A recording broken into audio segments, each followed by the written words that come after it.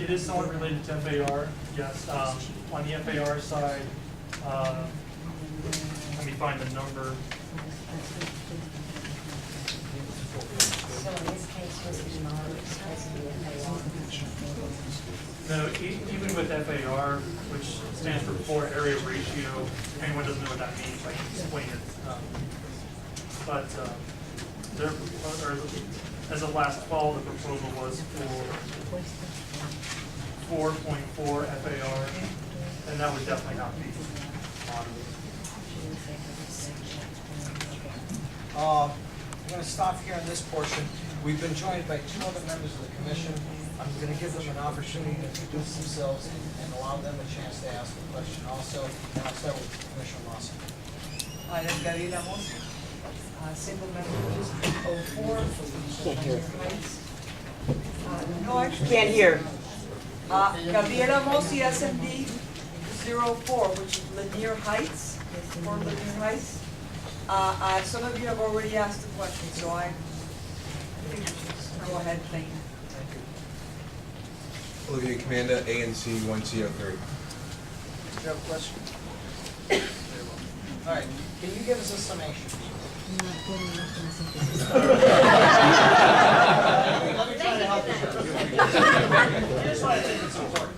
I think a lot of people in the room have been struggling with this idea about how can something so big actually get proposed with the existence of Green Cook overlay and some elements of the comprehensive plan which do not appear to be consistent with the proposal. How does the zoning commission, what is the zoning commission, does the zoning commission have the authority to grant these kinds of changes? The zoning commission does have the authority to grant these kinds of changes. However, they can only make that change in the zoning if they find that it's not inconsistent with the comprehensive plan. I think as we discussed this evening, there are some significant questions about, is this consistent with the comprehensive plan? So I think that's the main thing they'll be looking at. And actually, the set-down meeting last fall, the zoning commission did make very clear that they felt the building was too tall, and they almost didn't schedule it for a public hearing. It was a close vote. But a hearing is scheduled. I think it would provide a good opportunity for everyone to voice their opinions. The zoning commission loves to hear your opinions. Please, if you feel moved to come to the public hearing, and feel free to contact me at the Office of Planning if you have any questions. I do have some business cards I can leave on the table back there if anyone wants my contact information. And hopefully at the end of this, we may have an opportunity to go into another set of questions. I don't know if you would state this or not. If you can, great. If you can't, I understand. Can you announce the dates of the public meeting? Yes, there's two dates. They're both on Thursday, September the 6th and September the 13th. You go in, you get a little card, you fill out 2 cards, you put your name whether you're in favor or in opposition, and you will be recognized to speak. It is preferable if you have testimony, if you bring, I believe, 8 copies. I would bring 12 just to be safe. Bring 12 copies. They do appreciate that. Okay. It's a second floor, 444 4th Street, South Building, right when you come off the Metro Judiciary Square on 4th Street. Look to your left, that's the building, and you clear security, turn right, that's the South Building, go to the second floor, you can see the South. Ladies and gentlemen, we're now going to move on. The next portion of the program involves the Department of Transportation, and we have with us also the consultant who did the work for the project on behalf of the developer, Mr. Pazian. There he is right there. But we have not heard from DDOT on this topic, and I was hoping they were going to join us June 20th, and they weren't here.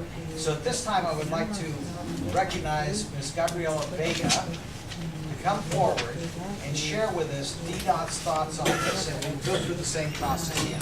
And again, thank you everyone for your patience and for staying on time and staying mostly civil. Except for the fight. Good evening, everyone. first and foremost, I guess I will apologize if I make any mistakes, if I cannot answer any questions, if I flip-flop or whatever, because I've seen how tough you were on my But anyway, I hope I can answer all your questions. I don't know if I should go ahead and tell you like whatever history I have on how this project came to DDOT and what we've asked from the developer, or if you have another Let me idea. suggest, I think what the questions that have come up in past meetings have involved traffic, congestion, massing, taxi cabs, loss of parking spaces, impact of traffic from this project. I Right. think people would love to hear about that. Okay, so I'll tell you, the first thing is like, I cannot talk about massing. That's something that does not fall under DDOT's review. That's something that the applicant goes to the Office of Planning and, so that's the massing. We basically look at the network, at traffic, what they're requesting, parking spaces, trip generation, stuff like that. So this project actually is, it started actually before I was your ward planner, so it's definitely more than maybe 4 years ago, or a little bit more than 4 years ago. So it has had several changes, and one of the things that I can talk about that I remember is like when they initially came, I think they did come with maybe more parking spaces that are currently proposed, which I believe is 174, 175 parking spaces. We really do not have any restrictions. We cannot restrict how many parking spaces they have. They have those by zoning. There are no parking maximums right now in the zoning codes. That will change in the future, but right now, they have decided to provide 175 parking spaces. Over this time, and as the applicant has made several presentations to the community, the nature of how this hotel is going to be parked has changed. Way in the beginning, the applicant was proposing to, just open the garage for anyone, and we have very strong feelings against that. So we basically told the applicant that we would not support that. I know that maybe some of you are surprised, but what we see, you may see like a loss of opportunities to park in the garage.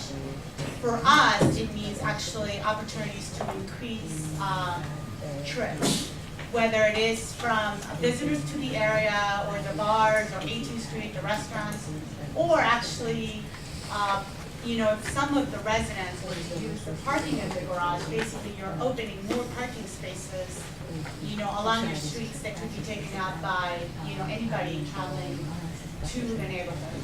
So I know that some of you, probably do not agree with that. That was one of our requirements, and the applicant has met it. Basically, right now, the parking operation is going to be valet parking.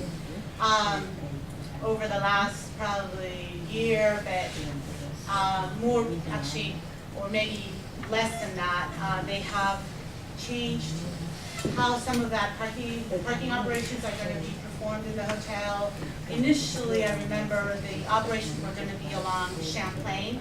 That's still going to be valet operation, but now the front of the hotel is actually on Euclid Street, where before basically sort of like the main entrance was along Champlain. And that has, we never requested that. That was just a decision made by the applicant. So as of now, the applicant has proposed that taxi pickup and drop off be made along Euclid Street. Right now, there are 3 parking spaces along Euclid Street that are going to be used for taxi pickup and drop off. So the neighborhood loses those free parking spaces. Actually, as you probably know, those are metered parking spaces, and the applicant is paying the district, the rate for the loss of those meters. That's something that we do whenever, meters are taken out. First and foremost, we do not like to have the meters removed, because that is revenue that we count as, capital revenue. Once they're gone forever. And as it stands right now, they basically pay for just, the calculations of